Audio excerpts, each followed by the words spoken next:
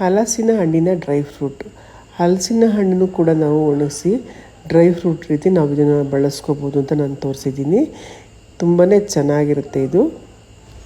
ನಾವು dry fruits ಎಲ್ಲ ತಿಂತಾ ಇರ್ತೀವಿ, ಖರ್ಜೂರ, ಅಂಜೂರ ಈ ಥರದ್ದೆಲ್ಲನೂ. ಅದು ತುಂಬ ದುಡ್ಡು ಕೊಟ್ಟು ಹೊರಗಡೆ ದೇಶದಿಂದ ತರಿಸ್ಕೊಂಡು ನಾವು ತಿನ್ನೋಂಥದ್ದನ್ನು ಅದು ತುಂಬ ದುಬಾರಿಯಾಗಿರುತ್ತೆ.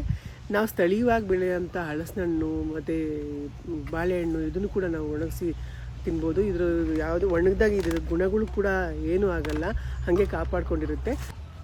ನಾವು ಹೊರದೇಶದಿಂದ ತರಿಸ್ಕೊಂಡು ಖರ್ಜೂರ ತಿನ್ನೋದ್ರ ಬದಲಿಗೆ, ಅಂಜೂರ ತಿನ್ನೋದ್ರ ಬದಲಿಗೆ ನಮ್ಮ ದೇಶದಲ್ಲೇ ಬೆಳೆಯೋ, ನಮ್ಮ ರೈತರೇ ಬೆಳೆಯೋ ಅಂಥ ಒಂದು ಹಲಸಿನ ಹಣ್ಣು ಇರ್ಬೋದು, ಬಾಳೆಹಣ್ಣು ಇರ್ಬೋದು, ನಾವು ಒಣಗಿಸ್ಕೊಂಡು ತಿನ್ನೋದ್ರಿಂದ ಇನ್ನು ನಮ್ಮ ರೈತರಿಗೂ ಕೂಡ ನಾವು ಅವರಿಗೆ 1 kg ನಾವು ಬಾಳೆಹಣ್ಣು ಅಥವಾ 1 ಹಲಸಿನ ಹಣ್ಣು ತೊಗೊಳ್ಳೋರು ನಾವು 4 ಹಲಸಿನ ಹಣ್ಣು ತೊಗೋತೀವಿ.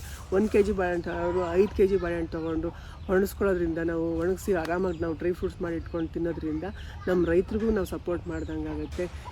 ಇದು ತುಂಬಾ ಚೆನ್ನಾಗಿದೆ. ಹಾಗಾಗಿ ನೀವು ಕೂಡ ಮಾಡಿ ಅಂದ್ಬಿಟ್ಟು ನಾನು ಈ ವಿಡಿಯೋ ಮಾಡಿದ್ದೀನಿ.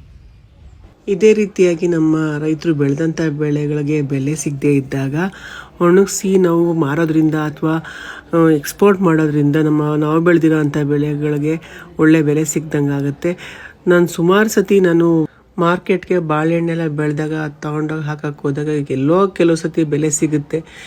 ಎಷ್ಟೋ ಸತಿ ನನಗೆ 20 ರೂಪಾಯಿ kg, 15 ರೂಪಾಯಿ kg ಕೇಳಿದ್ದಾರೆ. ಅವಾಗ ಎಷ್ಟೋ ಸತಿ ನಾನು ವಾಪಸ್ ಬಂದುಬಿಟ್ಟಿದ್ದೀನಿ.